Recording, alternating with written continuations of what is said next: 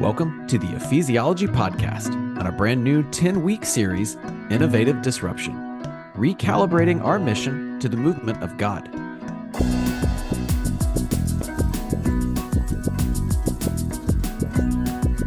We are joined as always by Michael, our resident ephesiologist, and I'm Andrew Johnson, a pastor at Neartown Church in Houston, Texas. Michael, what are we doing? A brand new 10-week series? Yeah, well, you know what? I think this will be interesting for us to do, and for a number of reasons. One is that it's getting us back to really thinking about the application of first century Christianity for the 21st century. So I'm excited about how this series can hopefully help us to begin to think more about what that early church experience, where their focus was, how that impacted the things they did, and then ultimately how it shaped the ecclesia, the church of the first century. So I'm looking forward to doing this with you. It's going to be fun. So you have titled this notion as innovative disruption. And yet you just said, hey, we're going to look back at the first century church and some of the things they were doing. So what does disruption have to do with the first century church? How are we actually, and God's mission, right? How are these ideas coming together in this series? Well, you think about the first century church and the things that took place in that early missionary activity. It was culturally disruptive. I mean, we've talked frequently about the disruption that we see, for example, in Ephesus on Paul's third missionary journey, how it disrupted the religious life of the culture. It disrupted the economic life of the culture, as the idol makers were no longer able to sell their idols. It disrupted even the political culture as well. And sometimes that disruption was positive and well received. Luke tells us that all of the residents of Ephesus heard the word of the Lord. And so there's a positive nature to it. But sometimes there's a negative nature to disruption, as we see with the riot that nearly takes place in Ephesus.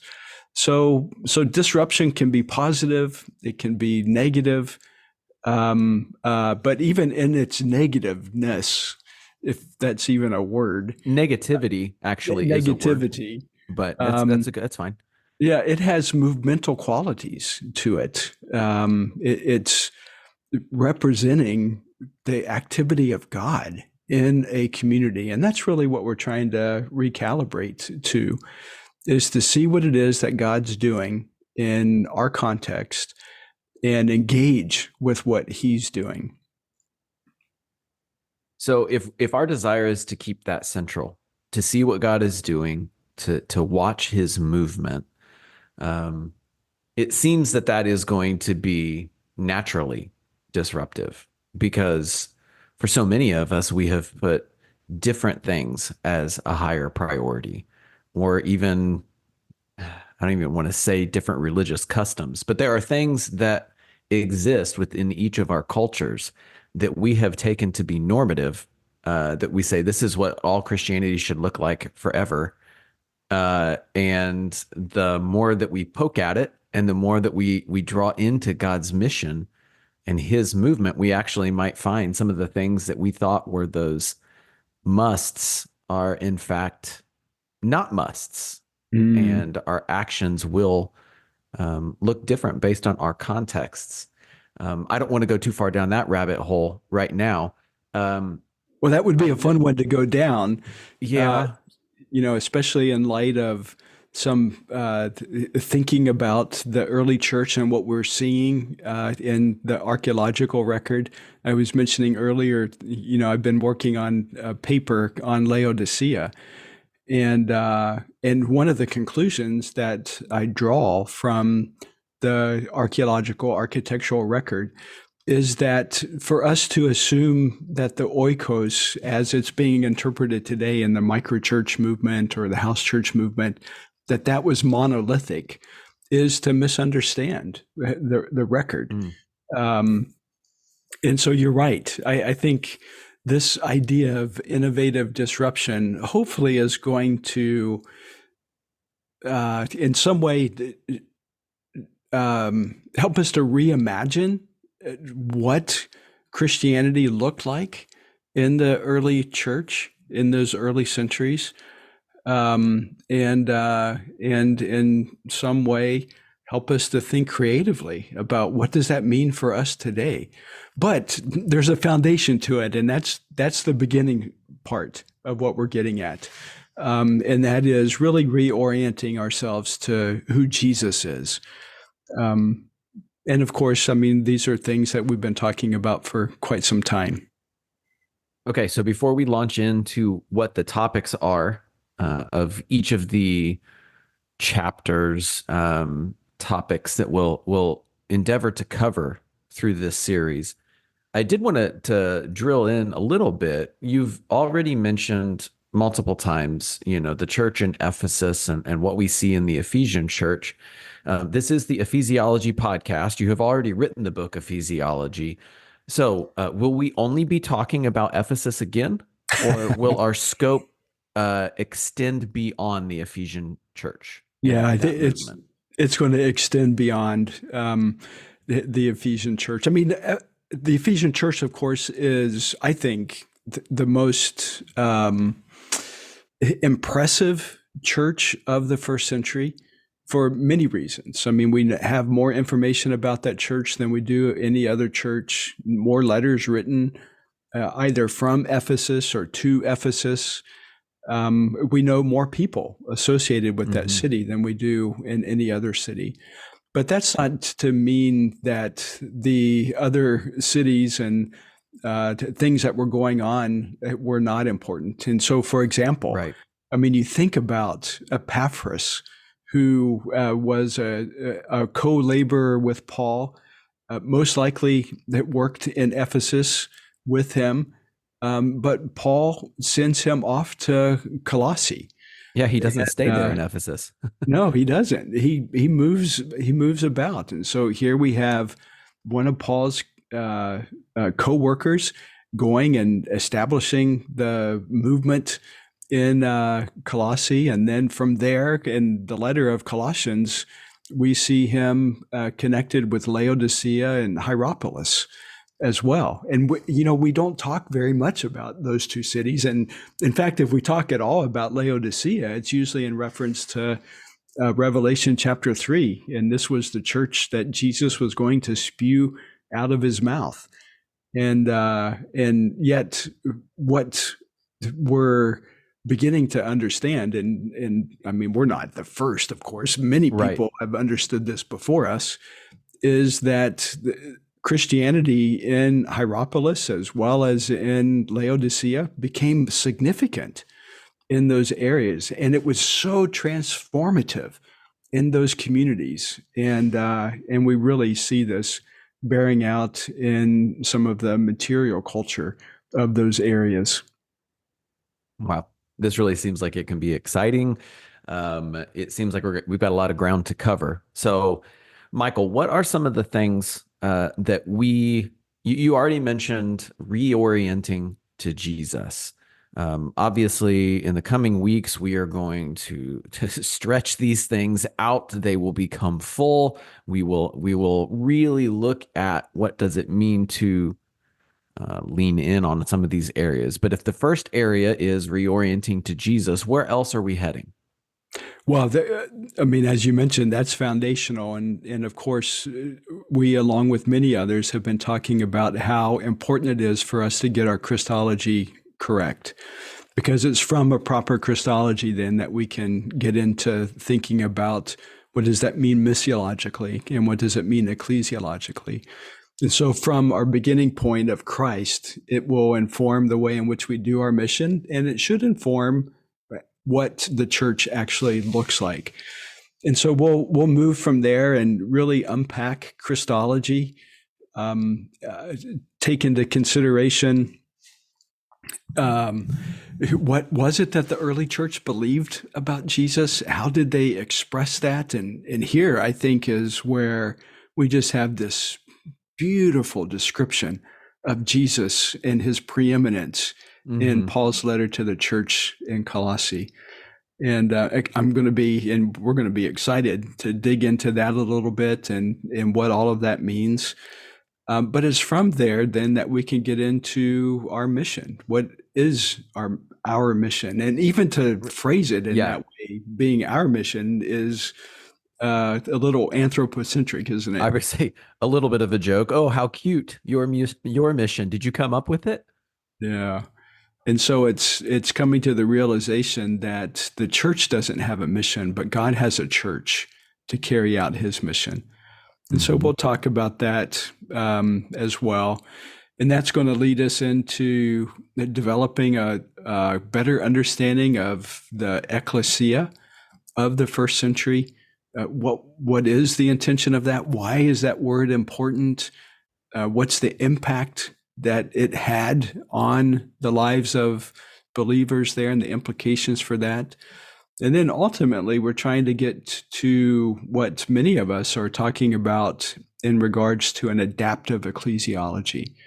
What are some first century, second century examples of how the church adapted? And this is where it gets super exciting, at least from my perspective, because we see multiple examples of places where the early church adapted to its context. And sometimes they're very surprising ways in which it adapted. And all of that, I think, brings us to the point to realize that, wow, we are privileged to take part of this in this mission. That it's really the incarnation of Christ that provides us a model of what the church looks like in a community, Mm-hmm. and the realization that God is ever present, that He's already in those places working, and those are observable to us if we have the eyes to see how God is at work. And then It's almost in a way, sorry, I'm getting excited. It's that realization that God is present and working is is simultaneously comforting, it's uh encouraging, Mm, and it's propulsive. That he is present and moving is a call to act with him, to join in with, as you said, engaging the movement of God. His presence isn't just, as you said, it's observable. The result of that observation isn't simply to say, that's awesome, yeah. how neat, but it's also, like I said, propulsive. It should move us to get involved. Absolutely. And, I would add one more word to that nice list that you made, and that's liberating. It's Mm-hmm. liberating for us to realize that, wow, I don't have to figure this out. This is Mm. God's mission. He's got it figured out. And now what we're blessed and really privileged to be a part of is what He's already doing. And, to have that in our minds really is liberating Mm. in special ways, especially for those of us who, have a sense of a missionary calling, if you will, Right. whether that's locally or globally. Mm-hmm. It's just very liberating to know that, God has gone before us. He is already present, and and yeah, and it makes it much more fun to look at what it is that He's doing and join with that. This is great. Well, we don't want to give away everything or you know put all the nuggets down, so that people are feeling that they've kind of got their fill and they don't want to check in with the rest of the series. I think this is really going to be an encouraging time, um, as we gather to recalibrate ourselves, our mission to the movement of God. I think this is innovative disruption is going to be a wonderful series. There is also something that we are going to try new with this series, which I don't think we have at least put the focus on before. And that is making sure that we're inviting feedback from people on our website, so that people are actually dialoguing with us throughout this series, so that there is, so that we're doing theology in community. Michael, how will people find that information? Well, of course, we'll put it in the show notes that go out, on the various podcast platforms. So you can click on that link, and the site will be on our masterclasses site. So masterclasses.ephesiology.com, and look for innovative disruption. And I'm excited about that. And I really hope that people will take advantage of this time. I don't think that we're coming with solutions necessarily. Mm-hmm. We're coming with a lot of questions, and we're looking at examples of the way in which the early church innovated, the way in which it disrupted society, and really reflecting on what does that mean for us today. And so we need people to join in the conversation. We'd love to hear about ways in which God is disrupting your culture and ways in which you're joining with God and his innovatively creative ways of engaging with people. And so I'm really hoping that this will be a community effort. Wow. Well, I think we have quite the opportunity in front of us. So, listeners, thank you so much for spending your time with us as we are starting out this 10-week series, Innovative Disruption, recalibrating our mission to the movement of God.